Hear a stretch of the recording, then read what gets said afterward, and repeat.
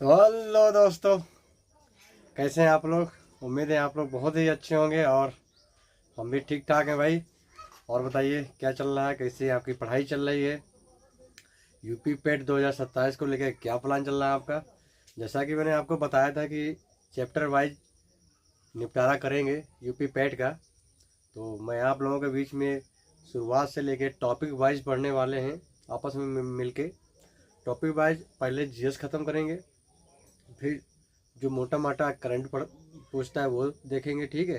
तो अगर फिर आप लोग बोलेंगे तो हिंदी का भी मतलब जो है क्लास शुरू कर देंगे। चलिए बताइए फिलहाल आप लोग कैसे हैं, आप लोगों का क्या हाल चाल है वो भी जानना ज़रूरी है।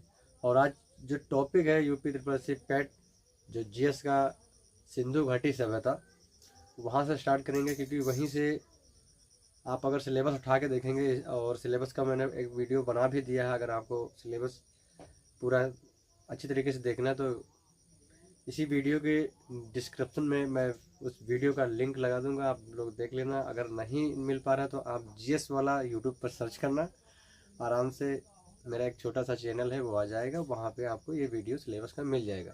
फिलहाल आज से हमारी जर्नी स्टार्ट होती है यूपी पेट को लेके। आज हम पढ़ने वाले हैं सिंधु घाटी सभ्यता। तो पहले थोड़ा उसका जो है जड़ समझ लेते हैं कि सिंधु घाटी सभ्यता क्या है, कैसे क्या हुआ, क्यों वो मतलब जो है विलुप्त हो गई। फिलहाल आप लोगों ने पढ़ा होगा सिंधु घाटी सभ्यता, इससे पहले टॉपिक क्या रहने वाला भैया, सिंधु घाटी सभ्यता, ठीक है। आज का यह टॉपिक रहने वाला है। इंग्लिश में बोलेंगे तो Indus Valley Civilisation. Indus Valley Civilisation जो सिंधु घाटी सभ्यता थी, वह बहुत ही पुरानी सभ्यता थी। लगभग बात की जाए इसका जो टाइम पीरियड है भैया, इसका जो टाइम पीरियड है अगर देखा जाए टाइम पीरियड, तो 2500 से 2500 बीसी से, ठीक है, 2500 बीसी से लेके 1750 बीसी माना जाता है, ठीक है। जो क्वेश्चन बनेगा, फिलहाल इसका जो है टाइम जो है अलग अलग विद्वानों ने अलग अलग बताया है, लेकिन जो बहुत ही विद्वानों के एक मत होने के बाद मतलब जो है ये जो 2500 बीसी से 1750 बीसी है, यह मानक माना गया है। और यही ऑप्शन में भी आपको लगाना है, ठीक है। अगर आपसे टाइम पीरियड पूछता है तो आप 2500 बीसी से लेके 1750 बीसी इसका टाइम पीरियड है, ये आपको लगाना है, ठीक है।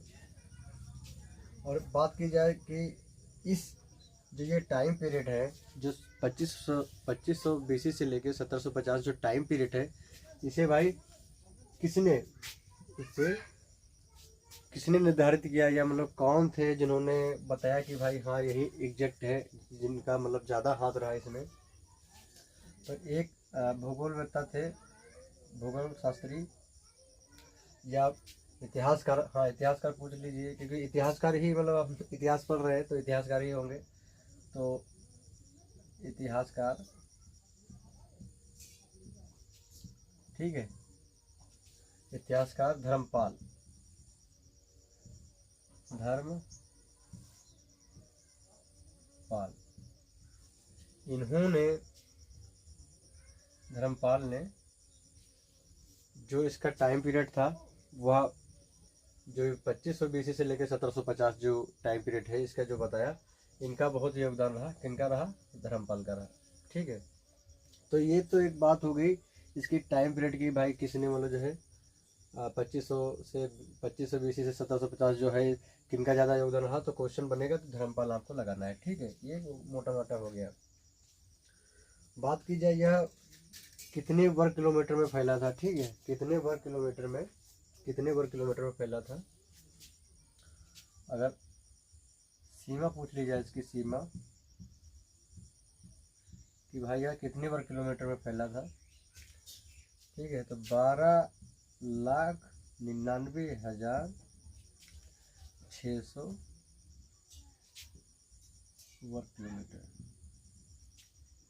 वर्ग किलोमीटर। इसे आप ऐसे भी लिख सकते हैं किलोमीटर स्क्वायर, वही वर्ग हो जाएगा। ठीक है। अगर इसका विस्तार पूछेगा कि भाई इसका कितना विस्तार था, विस्तार कितना था, विस्तार, तो आपको बताना है कि 12,99,600 वर्ग किलोमीटर में यह फैला था। यह एक मोटी सी बात हो गई। थोड़ा मैं इसको साफ कर लेता हूँ, तब तक आप लोग बने रहिए। क्योंकि देखिए भाई, जब तक आप थ्योरी नहीं पढ़ेंगे ना, थ्योरी नहीं पढ़ेंगे, जब तक आप थ्योरी नहीं पढ़ेंगे तब तक समझ में नहीं आने वाला। मैंने आपसे पहले भी बताया कि आप थ्योरी नहीं पढ़ेंगे तब तक आपको समझ में नहीं आने वाला। तो हमें करना क्या है, पहले थ्योरी पढ़ना है, उसके बाद जो है क्वेश्चन प्रैक्टिस करनी है। यहाँ से आराम से आपका हो जाएगा। अगर बात की जाए यह जो सभ्यता थी, कैसी सभ्यता थी, तो अगर पूछता है तो यह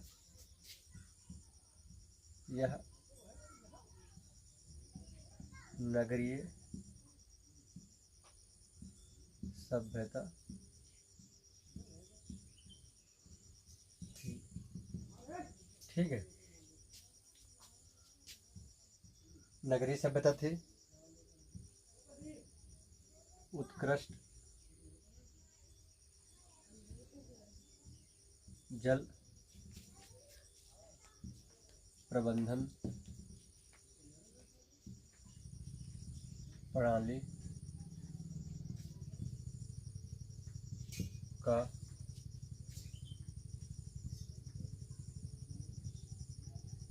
उपयोग करते थे। क्योंकि यहाँ पे जो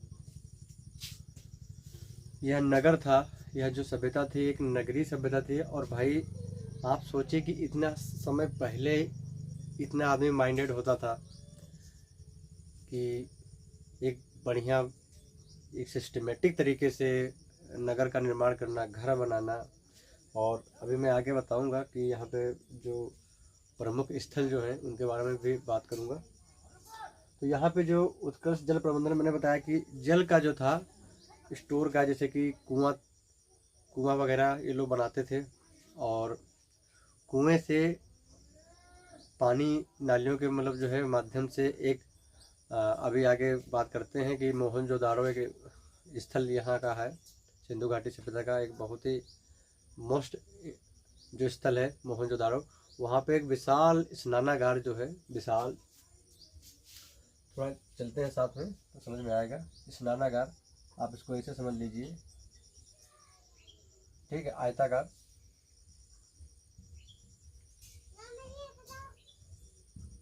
स्नानागार जैसे कि इस समय जो स्विमिंग पूल, इस समय स्विमिंग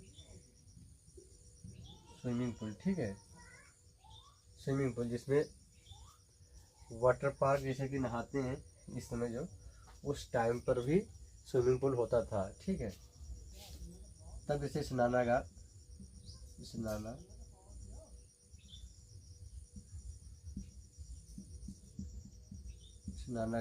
बोला गया। ठीक है,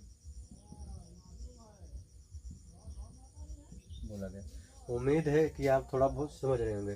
तब देख लेते हैं कि यह आयताकार होता था और दो तरफ से, इधर से और इधर से सीढ़ियाँ होती थी। ठीक है, ऐसे बना लीजिए, सीढ़ियाँ होती थी। थोड़ा एक बनाएंगे ना, थोड़ा इमेज माइंड में रहेगा। तो इधर इधर से सीढ़ियाँ होती थी और इनके चारों तरफ ये कमरे होते थे। ठीक है, चारों तरफ कमरे होते थे, इधर भी कमरे होते थे। ठीक, तो यह जो है एक देखा जाए तो उस समय बहुत ही दिमागी लोग हुआ करते थे कि उस टाइम पर भी स्विमिंग पूल होता था, कपड़े वपड़े चेंज वेंज करने के लिए जो कुछ है। ठीक है, ये कमरे हुआ करते थे और यहाँ से और इस साइड से सीढ़ियाँ होती थी दोनों तरफ से। देखते नहीं स्विमिंग पूल पे ऐसे पकड़ के आदमी अंदर बाहर होता है, तो वैसे आप समझ लीजिए यह स्नानागार हुआ करता था तब के ज़माने में, 2500 BC, 1750 वाली BC। ठीक है, इसकी बात आगे करते हैं।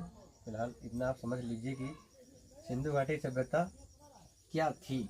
ठीक है, तो यहाँ तक हमने बात की कि सिंधु घाटी सभ्यता एक उत्कृष्ट जल प्रबंधन प्रणाली का उपयोग करते थे। ठीक है, और जो सड़क थी, जो सड़क हुआ करती थी, सड़क और इमारत यह पक्की ईंटों से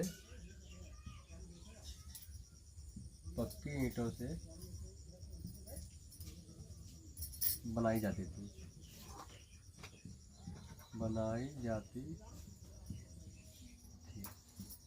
ठीक है, क्योंकि बहुत डेवलप था, इसीलिए आप सोच रहे होंगे कि पक्की ईंट, वहाँ साक्ष्य भी मिले हैं पक्की ईंटों के। तो आप ये समझ लीजिए कि इमारत बनाते थे, मकान बनाते थे बढ़िया। और ग्रिड पद्धति, क्वेश्चन बन जाता है यहाँ से, जो ग्रिड पद्धति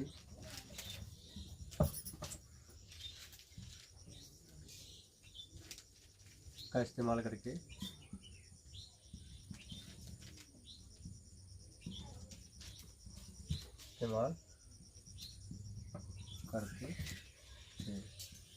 ठीक है, भवन निर्माण में यह ग्रिड पद्धति का इस्तेमाल करते थे। तो यहाँ तक आपको समझ में आया। चलिए थोड़ा मैं स्क्रीनशॉट, अगर आप लेना चाहते हैं तो स्क्रीनशॉट ले लीजिए, नहीं तो अगर नोट डाउन करना चाहते हैं तो नोट डाउन कर लीजिए। आगे बढ़ते हैं। थोड़ा मैं साफ कर दे रहा हूँ क्योंकि बोर्ड बहुत छोटा है, सीमित बोर्ड है।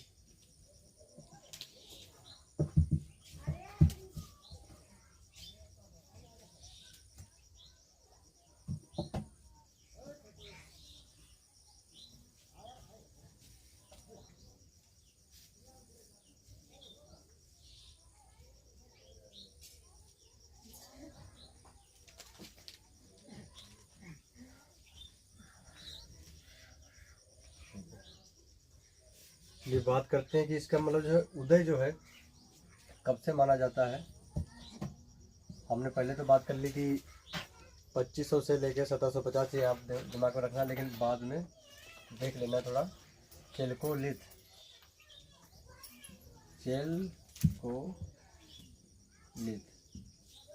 ठीक है,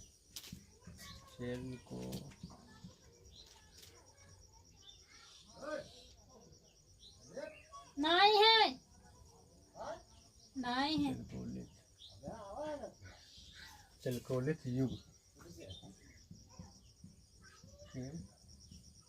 नहीं है, पता नहीं। ठीक है, इसका जो विस्तार है चेल्कोलिथ युग के बाद में हुआ। चेल्कोलिथ यहाँ पे क्वेश्चन बन जाता है। ठीक है, यहाँ पे आप दिमाग में रखना कि चेल्कोलिथ युग जो था उसके बाद जो है इस सिंधु घाटी सभ्यता का विकास हुआ। ठीक है, चलिए यह जो थी थोड़ी बहुत इसके संबंध में बातें थी जिससे आप समझ सकते हैं कि ये जो कितना डेवलप थी। और यहाँ से क्वेश्चन बनता है कि यह कैसी सभ्यता थी। तो यह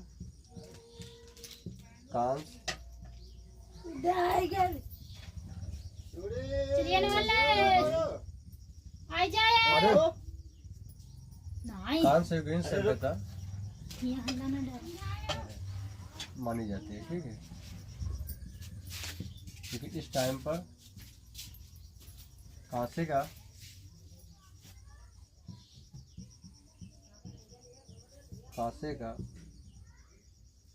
ज़्यादा उपयोग होता था। ठीक है, यह जो सभ्यता थी इसे कांस्य युगीन सभ्यता माना जाता है, क्योंकि कांसा का जो है उपयोग इस सभ्यता के टाइम पीरियड में ज़्यादा होता था। ठीक है, चलिए नोट डाउन करते चलिए साथ में। अगर आप नोट्स बना रहे हैं तो नोट्स भी बनाते चलिए, अगर नहीं हो पा रहा है तो स्क्रीनशॉट मारते चलिए। बाद में स्क्रॉल करते करते देख लेना है, क्योंकि यहाँ से क्वेश्चन बहुत ज़्यादा बनता है। और पेट 2027 जो है यहाँ से ज़रूर क्वेश्चन बनाएगा। और आपको पता ही है, अगर आप इससे पहले पेट में बैठे हैं तो आपको पता ही होगा कि क्वेश्चन कहाँ कहाँ से बना देता है। और गांधी युग से ऐसा क्वेश्चन बनाया कि कोई कर ही नहीं पाया। ठीक है, तो ये एक मोटा मोटा समझ में आया कि यह कांस्य युगीन सभ्यता थी, कांसे का उपयोग ज़्यादा होता था। ठीक है, और तांबा और कांसा दोनों का उपयोग ठीक है भरपूर मात्रा में किया जाता था। ठीक है, कांसा और तांबा ये जो एलिमेंट थे इनका उपयोग ज़्यादा यहाँ पे होता था, इसीलिए इसे कांस्य युगीन और ताम्र युगीन सभ्यता कहा गया। ठीक है, जो यह सभ्यता थी सिंधु घाटी सभ्यता, इसके समकालीन सभ्यताएं अगर देखी जाए तो समकालीन सभ्यताओं की अगर बात की जाए जहाँ से यह लोग व्यापार करते थे। ठीक है, समकालीन सभ्यता यहाँ पे मेसोपोटामिया की सभ्यता आपने बचपन में या 9th हाई स्कूल के क्लास में पढ़ा होगा मेसोपोटामिया की सभ्यता। लेकिन हमारे टाइम पे एक हमारे सर थे जो हम लोगों को सामाजिक विज्ञान पढ़ाते थे, उसमें यह मेसोपोटामिया सभ्यता और सिंधु घाटी सभ्यता थी। बहुत मारते थे भाई। मोहनजोदाड़ो और सिंधु घाटी सभ्यता में मोहनजोदाड़ो और हड़प्पा मोहनजोदाड़ो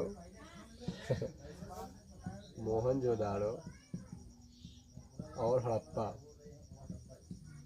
भाई, मोहनजोदाड़ो और हड़प्पा इन दो चीज़ों के चक्कर में, दो स्थानों के चक्कर में बहुत मार खाए हैं।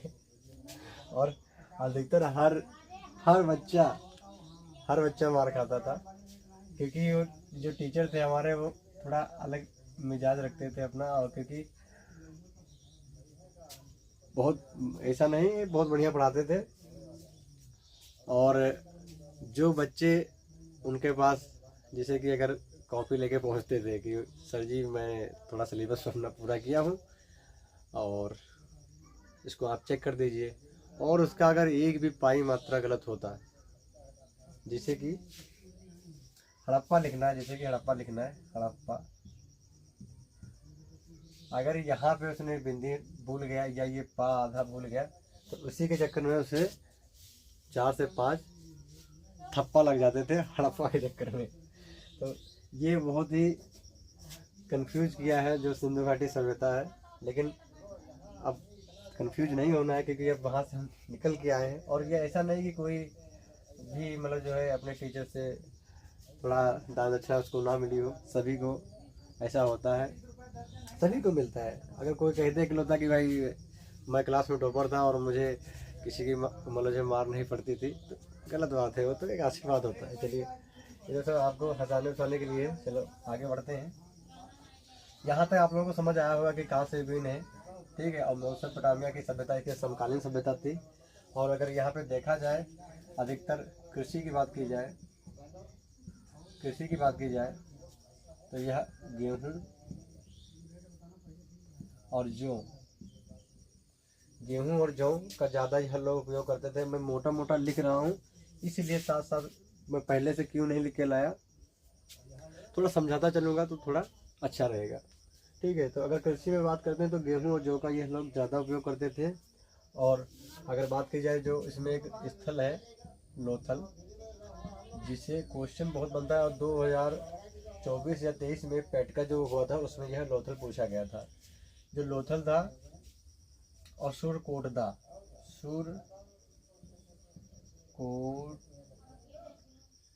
आपको लग रहा होगा कैसा नाम है, याद कर लेना है। लोथल और श्रीकोर्दा था, ये जो दो नाम है, स्थल है, यह जो दोनों थे, ये दोनों बंदरगाह हुआ करते थे। बंदरगाह। अब आप सोच रहे होंगे कि बंदरगाह क्या होता है, जैसे डॉकयार्ड, डॉकयार्ड, डॉकयार्ड, डॉकयार्ड, ठीक है। आप समझते चलिए, क्योंकि भाई बहुत मतलब निकाल के मैं आपको बता रहा हूँ, ठीक है। बंदरगाह वह होता है भैया, जैसे कि यह यह समुद्र तल हो गया, यह सब पानी भरा है, ये सब पानी है, जल है, जल है, ठीक है। अब जैसे कि कोई जहाज है, मैं थोड़ा सी बनाए दे रहा हूँ, ठीक है। यह कोई जहाज है और यहाँ पे सामान सब, आप कोई भी सामान लेके आ रहे हैं किसी देश से या किसी कहीं से भी, यहाँ पे अब ये समुद्र तल है, समुद्र चल रहा है, जल चल रहा है। अब यहाँ जो इधर जो है यह स्थल है, स्थल है, ठीक है, इधर स्थल है। तो यहाँ से स्थल से यहाँ पे एक मानव निर्मित बना दिया जाता है पट्टी नुमा, जहाँ से यह आसानी से सामान जो है उतार सकें और चढ़ा सकें, तो उसे कहते हैं बंदरगाह, ठीक है। तो आपको समझ में आया होगा। मैं थोड़ा इमेज बनाते चल रहा हूँ, इसलिए कि आपको समझ में आए। वीडियो थोड़ा लंबा हो रहा है मुझे पता है, लेकिन ज़्यादा से ज़्यादा कितना हो जाएगा, 1 घंटा हो जाएगा। लेकिन अगर 1 घंटा में सिंधु घाटी सभ्यता का अगर आप 80% भी समझते हैं तो क्वेश्चन नहीं छूटेगा आपसे, ठीक है। तो मैं आपको समझाता चलूँ कि जो ये लोथल था, मैं कृषि के बारे में कुछ बता रहा था कि जो गेहूँ जो था उनकी कृषि ज़्यादा यहाँ पे मतलब जो पाई गई, और जो लोथल था यह एक बंदरगाह था। आप बंदरगाह, और अगर बंदरगाह की जगह पे डॉकयार्ड पूछ रहा है, तब भी आप समझ लीजिए कि बंदरगाह की ही बात कर रहा है, वो सिर्फ कंफ्यूज करने के लिए डॉकयार्ड लिख दे रहा है, ठीक है, बस ज़्यादा कुछ नहीं। और जो श्रीकोर्दा एक स्थल था, ये भी बंदरगाह था, यहाँ पे भी सामान लाया और ले जाया जाता था, ठीक है। तो जो लोथल था, यहाँ से जो है धान की भूसी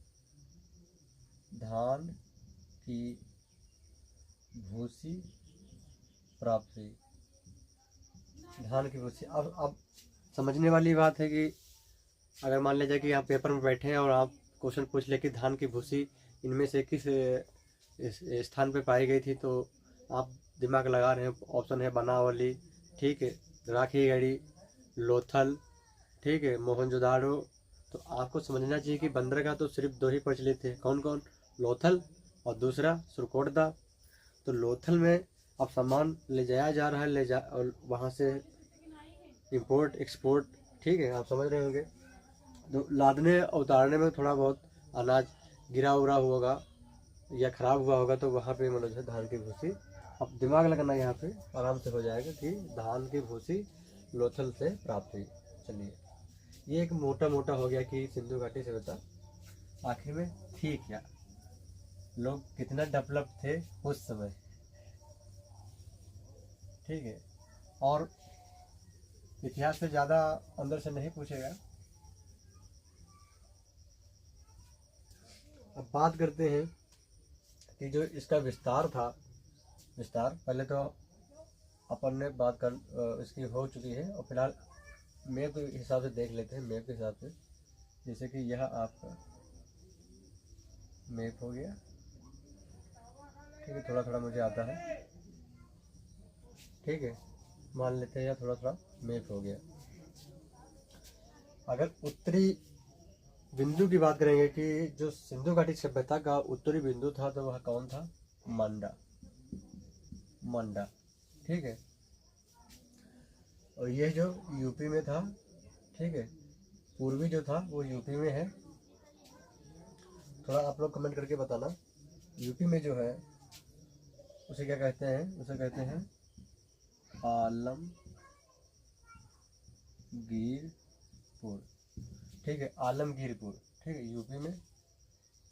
ये मध्य प्रदेश में पड़ता है, इधर दक्षिण वाला देमाबाद,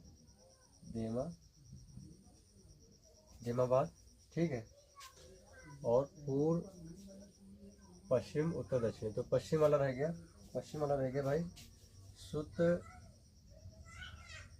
कांगे डोर, सूतकांगे डोर। नाम बहुत अटपटे आपको लग रहे होंगे, लेकिन अब क्या करें भाई, उस समय ऐसे नाम थे तो आपको ऐसे याद करना है, सूतकांगे डोर। ठीक है, तो यह बलूचिस्तान में मतलब जो है, बलूचिस्तान में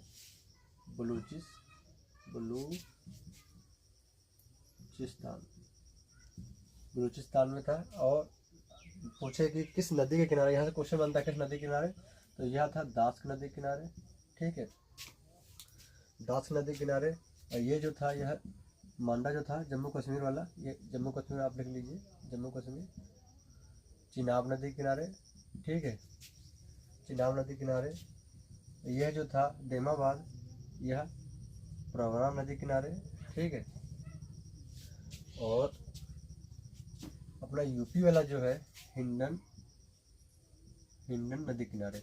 तो यह एक, अगर बात की जाए कि मैप में समझाइए, तो ये एरिया जो है ये बलूचिस्तान का हो गया, ये जम्मू एंड कश्मीर का हो गया।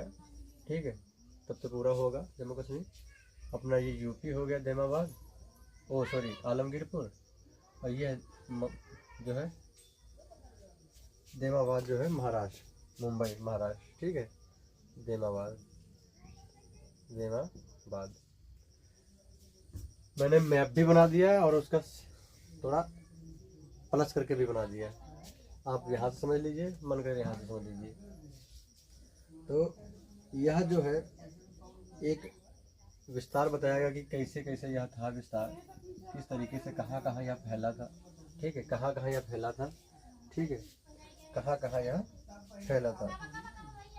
अब बात करते हैं कि पूर्व से पश्चिम, उत्तर से दक्षिण इसकी लंबाई कितनी थी। ठीक है, पूर्व से पश्चिम और उत्तर से दक्षिण इसकी लंबाई कितनी थी, यह बताना है। तो 1500 बात करते हैं, यह जो है 1550 किलोमीटर स्क्वायर पूर्व से पश्चिम। अब बात करते हैं उत्तर से दक्षिण कितनी थी, तो यह पूरा 1100 किलोमीटर स्क्वायर में। अब यहाँ से आपको याद करना है कि यह जो विस्तार था इसका, ठीक है, पहले तो आपने एक मैप के माध्यम से समझ लिया। ठीक है, मैप के माध्यम से समझ लिया कि इसका विस्तार कितना था, कहाँ कहाँ था।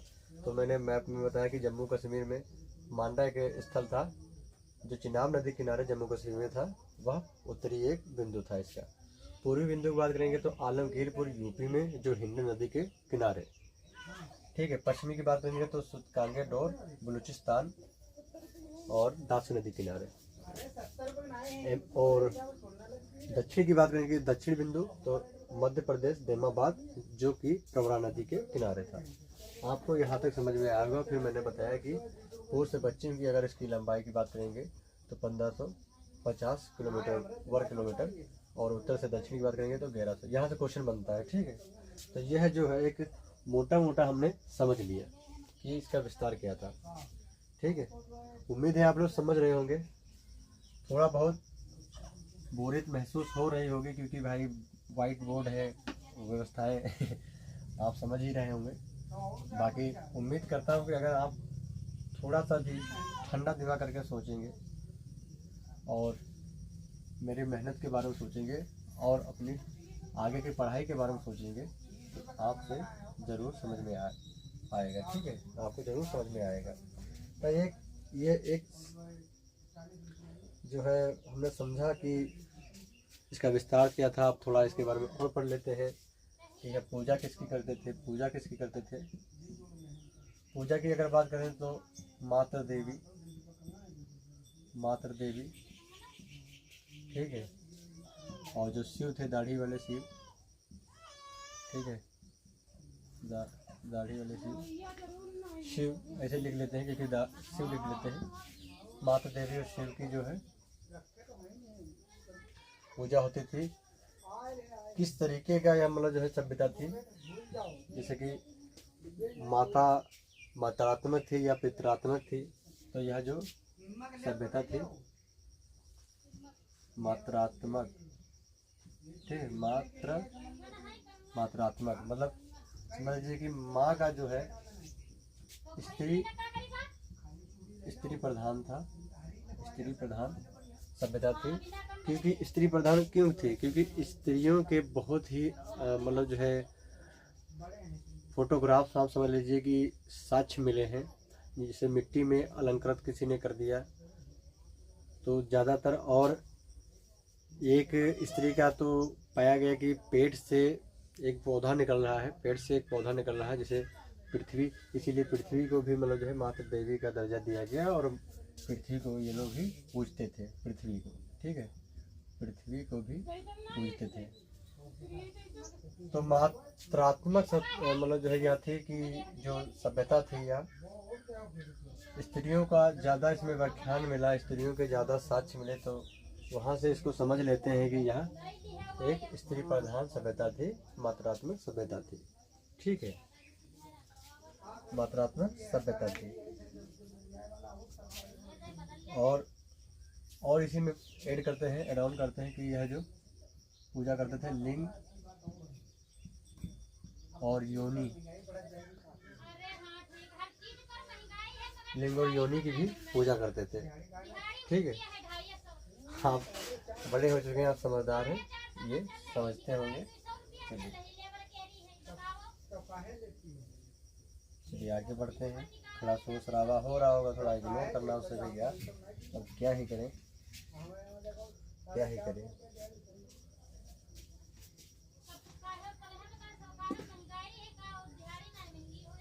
आदमी जब करे महंगाई करिए तब है, अब जैसे हम युद्ध करें उनकी अत्यंत बिकी तो अत्यंत बिकी है। अब ना युद्ध करिएगा तो चलिए बात कर लेते हैं जो इसका मुख्य एक स्थल है जहाँ से क्वेश्चन ज़्यादा बनता है, हड़प्पा। हड़प्पा, ठीक है। अगर पूछे या कहाँ पाया जाता है तो यह रावी नदी किनारे पाया जाता है, रावी नदी के किनारे खोजा गया, ठीक है। और पाक मतलब पाकिस्तान के पंजाब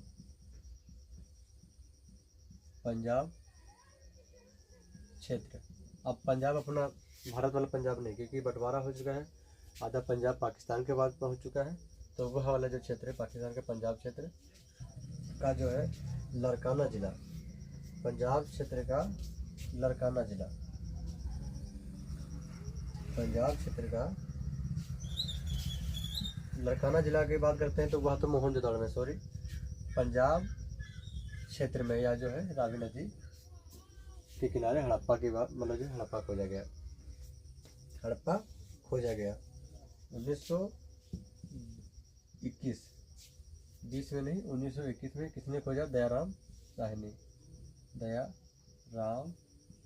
साहनी, ठीक है। अब यह खुदाई उदाई हो रही थी तो यहाँ के उसके हेड बनाए गए दयाराम साहनी कि भाई आप खुदाई उदाई करवाए, देखिए कि कुछ साक्ष्य मिल रहे हैं, तो कैसे मिल रहे हैं, क्या बात है इसके अंदर, तो दयाराम साहनी ने इसकी खोज करवाई, अगर बात करते हैं कि इनके दयाराम साहनी के कौन हेड थे, हेड की अगर बात करते हैं, हेड की बात करते हैं कौन थे, तो जॉन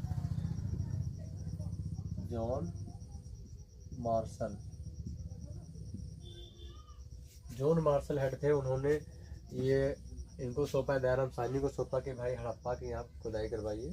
तो अब यहाँ पे समझना कि हड़प्पा की खुदाई 1921 में दयाराम साहनी के द्वारा की गई, किनके कहने पर? जॉन मार्शल के कहने पर, ठीक है। आगे बढ़ते हैं, यहाँ तक आपको समझ में आया होगा, बात करते हैं दूसरा जो स्थल है मोहनजोदड़ो,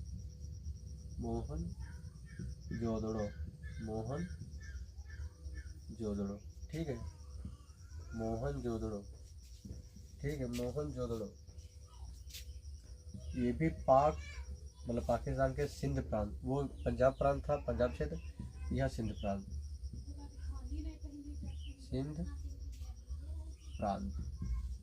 पूछता है क्वेश्चन यहाँ से, मतलब जो है अगर क्वेश्चन पूछेगा तो आप यहाँ से बना पाएंगे अगर इसको आप समझते हैं तो, ठीक है। तो यह सिंध प्रांत के लड़काना, यहाँ से क्वेश्चन पूछता है, ये जो है बहुत ही इम्पोर्टेंट है, लड़काना जिले में स्थित है, ठीक है। यह जो है किसे सौंपा गया, जो मोहनजोदाड़ो है यह किसे सौंपा गया, तो यह काम जॉन मार्शल के द्वारा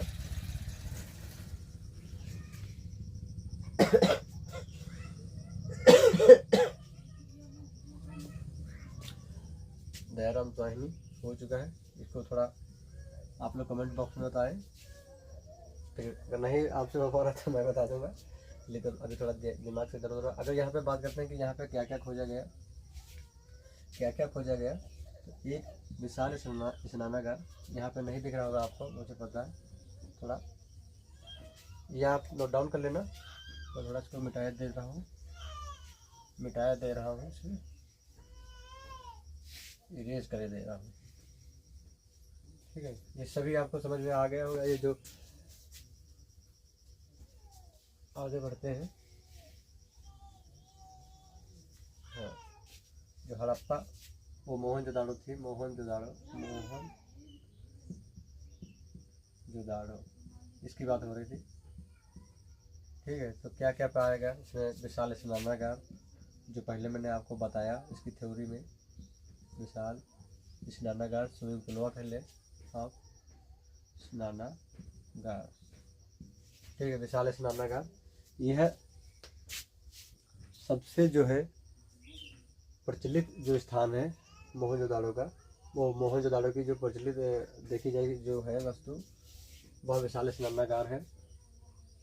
जो इसमें स्थल खोजा गया, मोहनजोदाड़ो के अंदर जो स्थल खोजा गया वह स्नानागार खोजा गया। और यह जो है ज़्यादा क्वेश्चन यहाँ से बनाता है स्नानागार कि सबसे बड़ा एक स्नानागार हड़प्पा सभ्यता, हड़प्पा में भी था, हड़प्पा स्थल में, लेकिन वह छोटा था। लेकिन क्वेश्चन जो बनता है वो यहाँ से ही इसको सही मानता है एग्जामिनर कि जो सबसे बड़ा विशाल स्नानागार था, स्विमिंग पूल वह मोहनजोदाड़ो में था,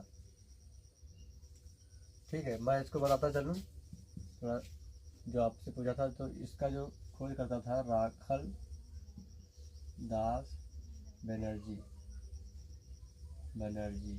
ठीक है। राखल दास बनर्जी कब खोजा गया, तो 1921 में हड़प्पा खोजा गया था, उसके दूसरे साल में 1922 में यह खोजा गया, 1922 में मोहनजोदाड़ो खोजा गया, ठीक है। उम्मीद करता हूँ कि आपको कुछ थोड़ा थोड़ा समझ में जरूर आ रहा होगा, ठीक है। और यहाँ पे थोड़ा एड ऑन करते हैं, पशुपति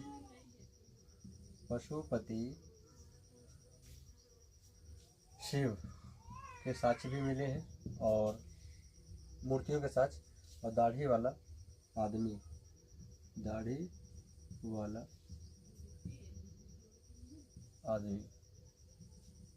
के भी साक्ष्य मिले हैं, ठीक है।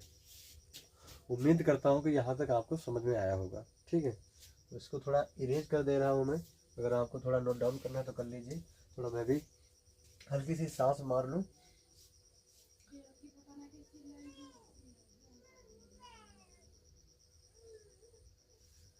ठीक है। थोड़ा नोट डाउन करते चलिए। अब यहाँ पे हमने बात कर ली कि हड़प्पा, और दूसरा नंबर जो था मोहनजोदाड़ो, यहाँ से जो मोटा मोटा क्वेश्चन बनता है ये हमने बात कर ली है। चलिए आगे बढ़ते हैं मेरे भाई। ये आपका भाई आपके दिलों और दिमाग, फेफड़ा, किडनी, ठीक है, हाइपोथैलेमस, थैलेमस, सभी में यह चीज़ उतार देगा। इंडस वैली सिविलाइजेशन पूरा दिमाग की नसों में घुसा दूंगा भाई, लेकिन आपको बने रहना साथ में। थोड़ा बोरियत होगी मुझे पता है, क्योंकि थ्योरी पढ़ने में सभी को ऐसा महसूस होता है।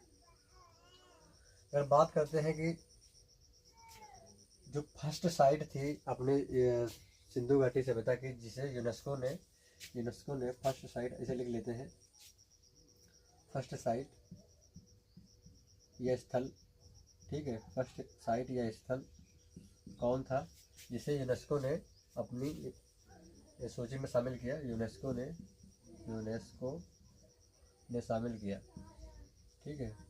शॉर्टकट लिखे दे रहा हूँ मैं, शामिल किया, ठीक है। तो धोलावीरा जो था,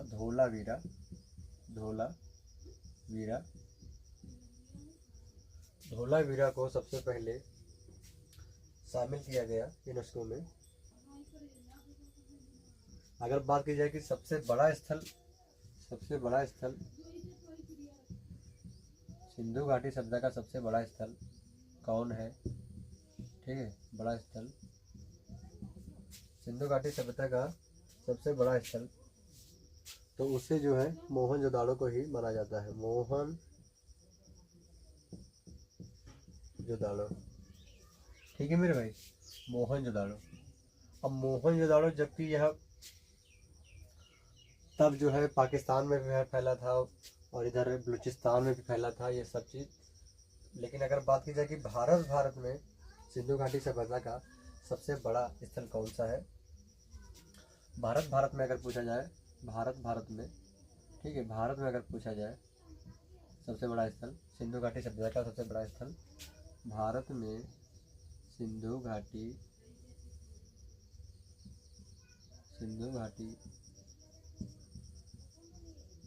सभ्यता का सबसे बड़ा स्थल, ठीक है, सबसे बड़ा स्थल कौन है? राखी गढ़ी, आपने पढ़ा होगा, राखी गढ़ी, ठीक है, राखी गढ़ी। यह जो है अपने भारत का सबसे बड़ा एक सिंधु घाटी सभ्यता का स्थल है, राखी गढ़ी, ठीक है। कहाँ पड़ता है राखी गढ़ी? तो हरियाणा में पड़ता है, ठीक भैया। इसे कब खोजा गया? खोज की बात करें तो 1963 ये आपको याद करना है। जो मोटे मोटे क्वेश्चन बनते हैं भाई, मैं उससे छांट रहा हूँ। और अगर स्थल की बात करें तो हमने पढ़ लिया है कि हड़प्पा पहला हो गया अपना, हड़प्पा, फिर मोहनजोदाड़ो, ठीक है, मोहनजोदाड़ो, ये 1 हो गया, ये 2 हो गया। अब बढ़ेंगे अगले नेक्स्ट स्थल के बारे में। तब तक के लिए आप थोड़ा छाप लीजिए, अगर आप इसे नोट डाउन करना चाह रहे हैं तो नोट डाउन कर लीजिए, स्क्रीनशॉट लेना चाह रहे हैं तो स्क्रीनशॉट ले लीजिए। चलिए आगे बढ़ते हैं, इसको मैं थोड़ा इरेज करता हूँ। समझ में आ रहा होगा, थोड़ा आ रहा होगा, ज़्यादा नहीं, मुझे पता है, क्योंकि मैंने अपनी तरफ से तो पूरी भैया कोशिश की है आपको समझाने की। अब समझना ना समझना तो आप पर है, ठीक है, समझना ना समझना तो आप पर है, ठीक है। तो हड़प्पा मोहनजोदाड़ो की बात हो चुकी है। अगर थोड़ा घरों के बारे में इसकी बात करें, इसके घर जो थे वह किस तरीके के थे, तो पहले मैंने बता दिया आपको कि पक्की ईंटों से बने थे, पक्की ईंटों से निर्मित थे, ठीक है, पक्की ईंटों से निर्मित थे। नालियाँ जो बात की जाए, नालियाँ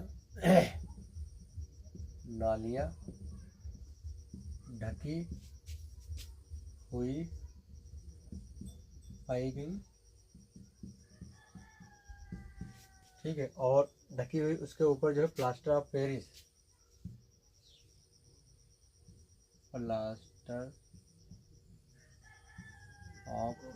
का जो है लेप, प्लास्टर ऑफ पेरिस का जो है क्वेश्चन बनता है कि किस चीज़ का लेप लगाया जाता था कि नाली के ऊपर जो वह ढक जाए, तो प्लास्टर ऑफ पेरिस।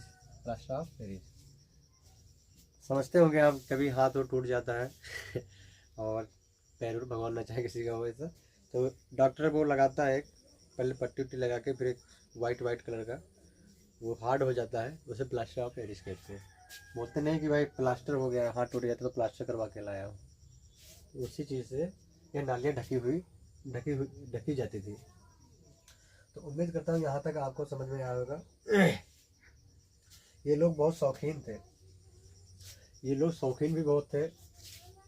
तो गेहूँ और जौ की बात तो हो चुकी कि गेहूँ और जौ का इस्तेमाल करते थे खेती के लिए, खाने के लिए, गेहूँ और जौ। और मिठास की अगर बात की जाए, मिठास के लिए क्या यूज करते थे, क्योंकि चीनी तो तब थी नहीं, ठीक है, क्योंकि गन्ना उन्ने का वो मतलब ज़्यादा नहीं था, ज़्यादा क्या गन्ने के बारे में उनको पता ही नहीं था, क्योंकि गेहूँ जो सिर्फ करते थे। और कहीं पे मतलब जो कपास का भी मतलब जो है पाया गया है साथ ही, तो कपास की खेती के बारे में भी इन्हें पता था, यह खेती करते थे। मिठास के बारे में बात की जाए तो यह शहद का इस्तेमाल करते थे, शहद, ठीक है, जिसे हनी कहते हैं, हनी भैया, हनी सिंह यो ठीक है। तो मिठास के लिए भैया शहद का इस्तेमाल करते थे। चलिए आगे बढ़ते हैं। उम्मीद करता हूँ यहाँ तक आपको समझ में आया होगा। थोड़ा इरेज करने वाला हूँ मैं, इरेज करने वाला हूँ भैया। मैंने पानी भी नहीं रखा आज भाई, जो मैं उठा के पानी पी लूँ तो यहाँ तक बात हो गई।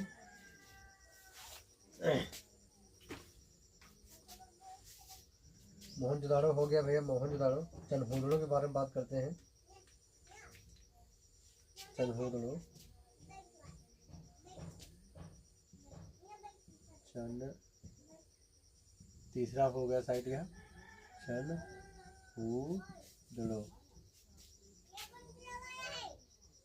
चनहुदड़ो, चनहुदड़ो। नाम आपको थोड़ा गड़बड़ टाइप का लग रहा होगा, चनहुदड़ो, थोड़ा कोट था, लेकिन क्या करें, अब ऐसे ही है।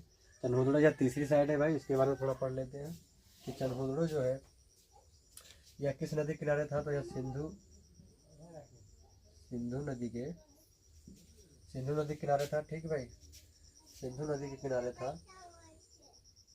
और यह भी सिंध प्रांत पाकिस्तान के जो है क्षेत्र में था। यहाँ से ज़्यादा क्वेश्चन नहीं बनता है चनहुदड़ो से। सिंधु नदी किनारे, ये इतना याद करते हैं, सिंधु नदी किनारे। और बात करते हैं चौथा जो है साइड कालीबंगा, यहाँ से बनता है क्वेश्चन भाई।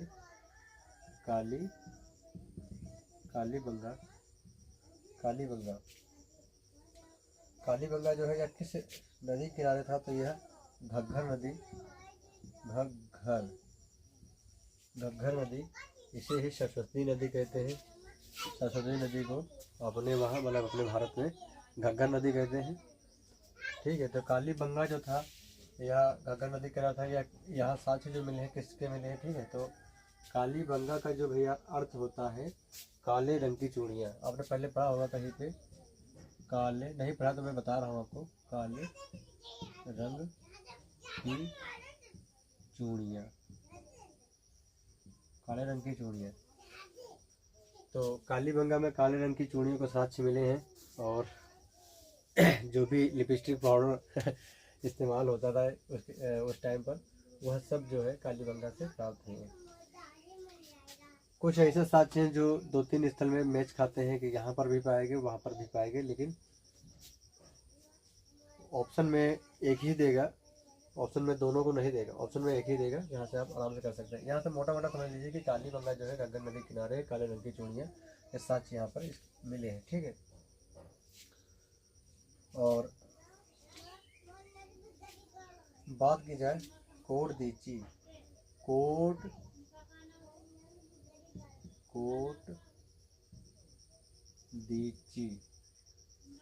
कोटदीची, ठीक, यह भी एक स्थल है भैया, समझ लेना थोड़ा।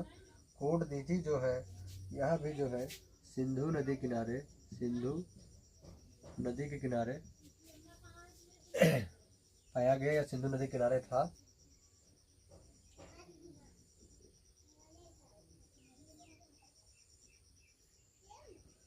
यहाँ से इतना ही याद कर लेते हैं कोटदीची से।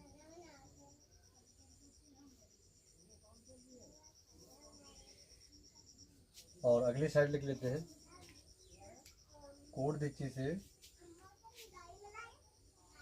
घोड़े के जो है, घोड़े के भी साक्ष्य मिले हैं। वीडियो थोड़ा लेंदी हो जाएगा, लंबा हो जाएगा, इसीलिए मैं लोथल के बारे में बात करके वीडियो को थोड़ा विराम दूंगा कि भाई फिर कोई मतलब नहीं रह जाएगा। और वाइट बोर्ड पे इतना कोई नहीं देखेगा, मुझे पता है। लोथल की बात की जाए तो लोथल आपको पता ही है, भोगवा नदी किनारे था। कहाँ था? भोगवा नदी के किनारे। यह क्या था? यह एक बंदरगाह था, बंदरगाह, इसे पत्तन भी बोलते हैं, पत्तन, ठीक है, पत्तन भी बोलते हैं। और डॉकयार्ड,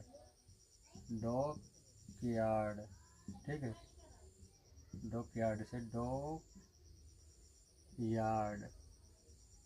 डॉकयार्ड भी बोलते हैं, ठीक है। धान की भूसी पहले आपसे बात हो चुकी मेरी। धान की भूसी यहाँ से प्राप्त हुई।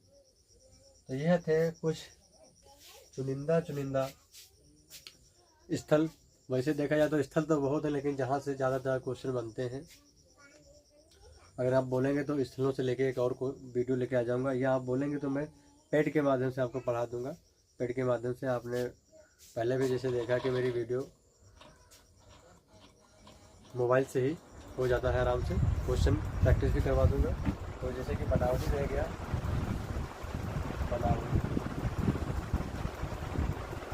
आप बनावटी के बारे में थोड़ा कमेंट करके बताना।